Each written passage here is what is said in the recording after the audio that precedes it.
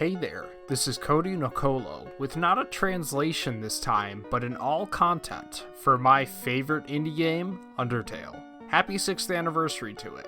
All the way back in 2019, Source Gaming writer Wolfman and I did almost all of the prep work for an Undertale all-content video. It would have been so easy to start production on it without knowing whatever news was coming out about Smash, right? Then, that year's September Direct threw us for a loop.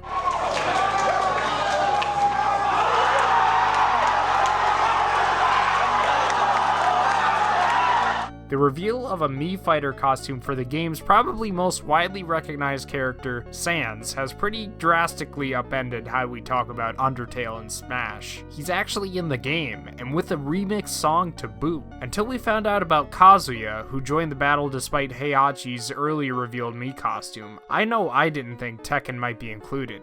At this point, maybe there's a chance for Undertale? Whatever happens, we're talking about an Undertale pack today because it's not as far-fetched as other indie inclusions, because it's the game's anniversary, and because the game's just a fun time. That aside, it's also a very successful game with a style and creator inspired by Nintendo, and it's still recognizable after 6 years. Even today, it's impacting the internet and indie game communities. Let's dive right into how Undertale might look if it was ever fully represented in Smash in this all-content.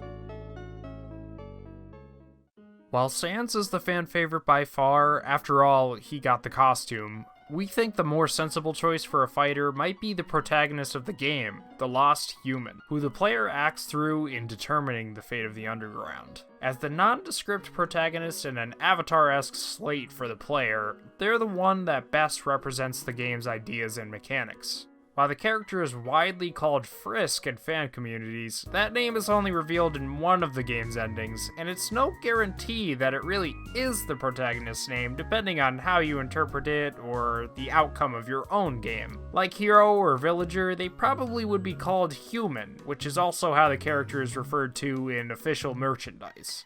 To be true to the aesthetic of the original game, it's possible that the human could use sprites ripped directly from Undertale instead of anything too fancy.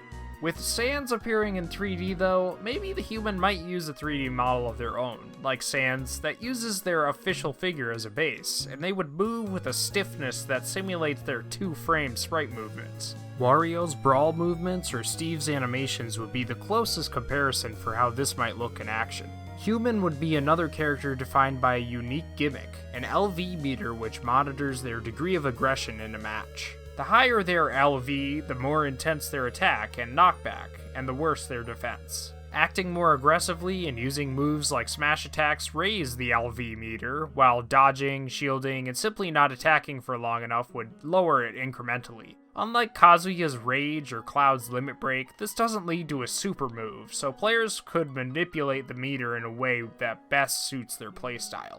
The actual aesthetic of the LV meter would probably look like the game's HP bar. The human smash attacks would come from in-game weapons. A ballet shoes-aided split for down like Min Min's down smash, an upward empty gun pop for up like Villager's up smash, and a slash forwards with a knife for forward like Steve's forward smash. Each weapon would also represent their respective UI effects and sound effects used in Undertale by making them appear when hitting an opponent. The special attacks, meanwhile, are based on the various color-coded abilities used for the game's RPG bullet hell battles. Neutral is yellow, a charged blast similar to many other characters that shoots a beam upon charging it. Side is purple, which sends the human forward on a purple line and stuns opponents similar to Kazuya's side B.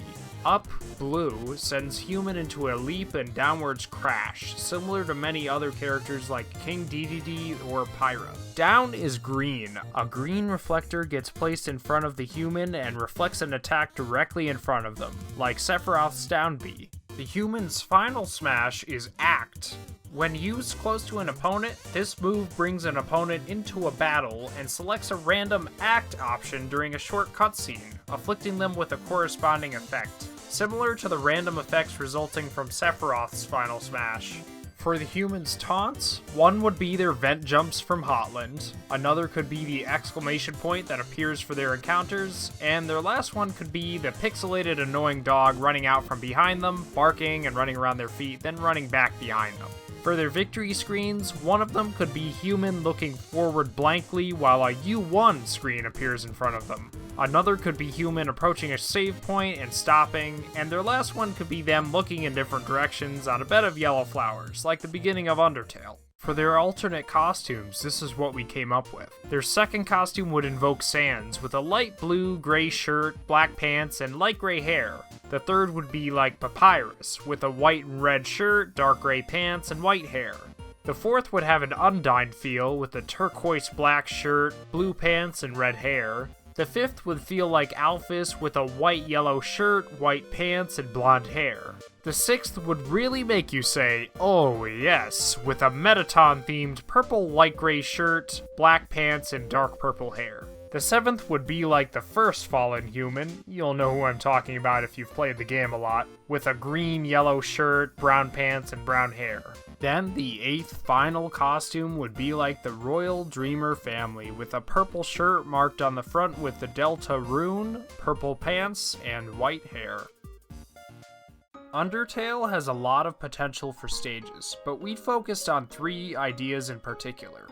First is Snowdin Town.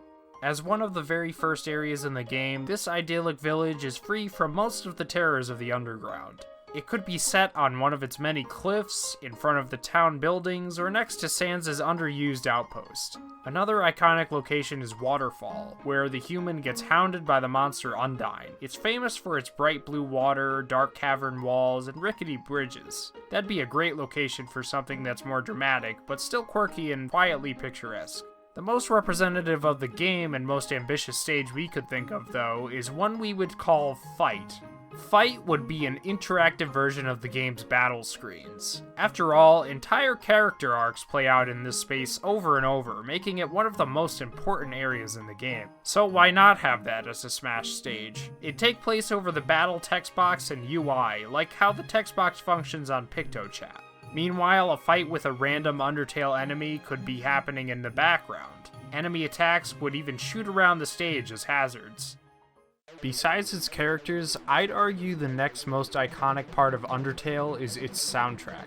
If the game was fully represented in Smash, I'd wager that a ton of its music would be included, maybe even reaching the amount Terry got. Not just the tracks included here.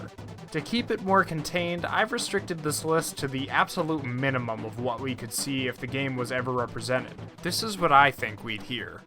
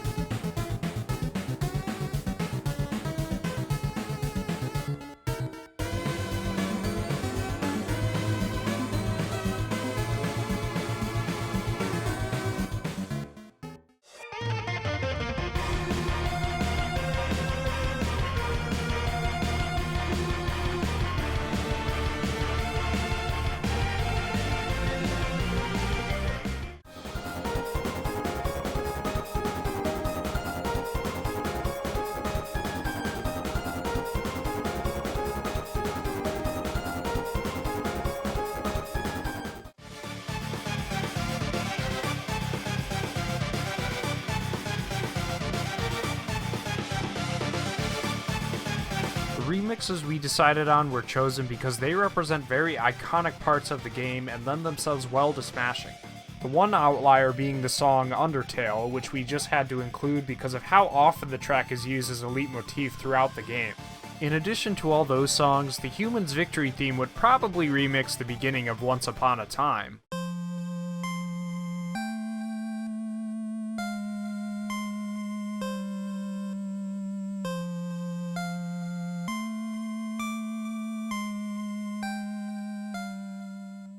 My idea of what an Undertale classic mode might look like is an adventure that's fittingly called Determination.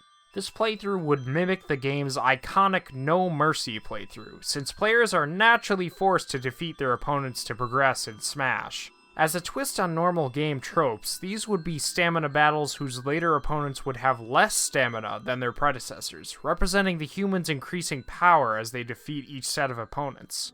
Round 1 is against Greninja, Kirby, and Small Charizard in their white alternate costumes on Spear Pillar's battlefield form, representing the first enemies in the game, Frogget, Lux, and Whimsun. After defeating those three, Isabelle in her gray alternate costume comes in, representing Toriel. Round 2 is on Omega Summit against Fox, Ice Climbers, and a giant duck hunt in their white alternate colors that could be interpreted as Doggo, Dogai, and Lesser Dog. Coming in after all of them is a white costumed Captain Falcon that represents the fight against Papyrus. Round 3, set on Battlefield form Great Cave Offensive, features white costumed Little Mac and Duck Hunt, then a regular Jigglypuff and Rob, who would each be like Aaron, Temmie, Shiren, and Mad Dummy respectively. This one doesn't feature another enemy coming in at the end because Round 4 begins on Ganon's Sacred Land stage against a blue Ganondorf.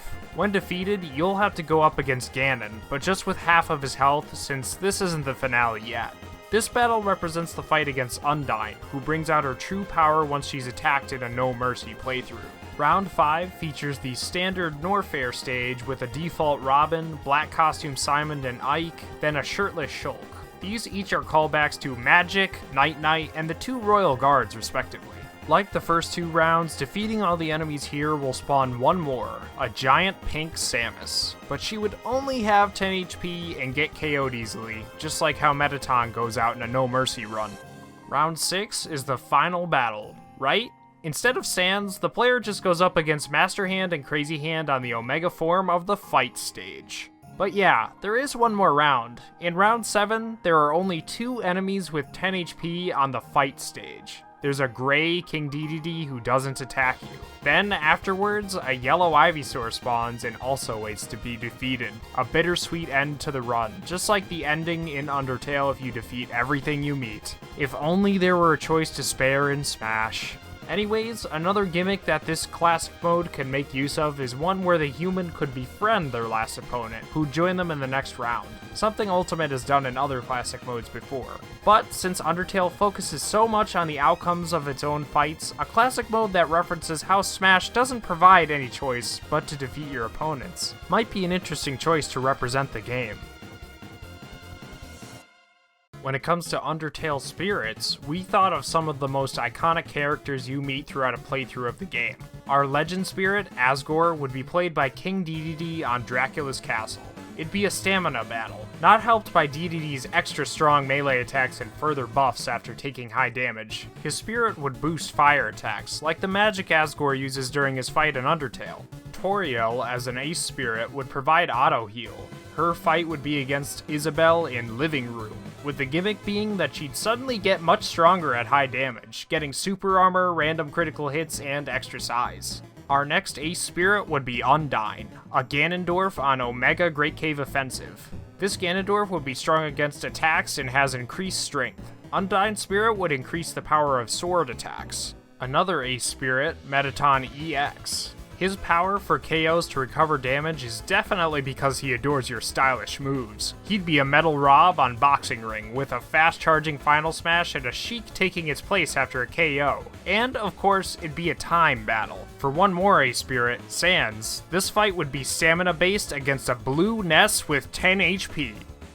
Okay, if this really happened, it probably would be against a bee gunner that wears Sans' costume if you own it, but the joke's right there. The Mii would attempt to run from, dodge, and perfect shield all attacks, and this spirit would give you the easier perfect shield effect. Papyrus would be an advanced spirit played by Captain Falcon in the battle at Summit. Every fighter is stronger, and every one would be easy to launch. His power fittingly would make controls irreversible. The Muffet spirit would have a lowering weight effect. To get it, you'd need to fight Inkling and a bunch of their underlings. Game & Watch on nasty old Omega Frigate Orphan. Undertale fans won't be surprised that the floor would be sticky, but we've also added Pokeballs with just Spupa for good measure. We also thought of 2 novice support spirits. The first would be Alphys, a Yoshi who tends to avoid conflict in a timed battle at Norfair. She'd provide Aura Resist. Bratty and Caddy, meanwhile, would buff stats after eating. The fight would be against Yoshi and Incineroar on Onett. They'd slowly heal while food and ray guns constantly spawned. As one last novice primary spirit, we think Flowey could fit that role as Ivysaur on the fight stage, that gets a major stat boost and turns metal when badly damaged. You can also enhance the spirit at level 99 to transform it into a legendary spirit, Omega Flowey, who has the chance of double Final Smash effect.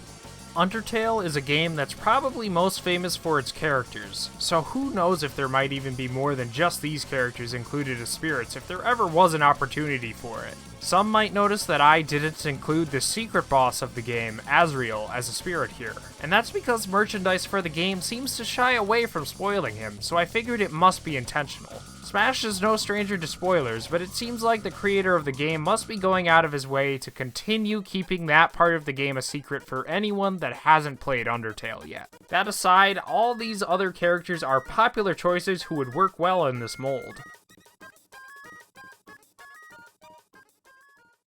For a few Undertale costumes other than Sans, we thought of the deadly Monster Knight Undyne, the far less deadly Skeleton Guard, Papyrus, and the fantastic Metaton EX. Alongside those, maybe there could be an adorable Flowey hat too. Though Undertale is a pretty old game at this point, it can't be denied that the game has had an impact on indie devs and AAA games alike, which obviously led to Sans' Mii costume and music track already. Who knows if Undertale will ever appear again in Smash, but this has been all the content we think might appear if it returns. I guess we'll just have to stay determined and see. Fellow Source Gaming writer Wolfman helped a bunch with this video, so first, thanks to him. He originally came up with a lot of the concepts for this, like the LV system, and he wrote most of the original script before Sans' Mii costume was announced. Thanks to our awesome art team, A Shadow Link and Voyager, for all of the awesome recolors, stock icons, and everything else you saw here. You can follow everyone I mentioned, myself, and Source Gaming through the links in the description. Another Source Gaming writer, Hamada, actually wrote another take on Undertale characters for a Dream Smasher article last year if you're still craving some more concepts for Undertale and Smash. Check that out in the description. Thanks to all of our patrons for their support, too. Check out the link in the description below for that also, if you're interested in becoming a patron. This has been Kody NOKOLO, signing off, and always remember to return to the source.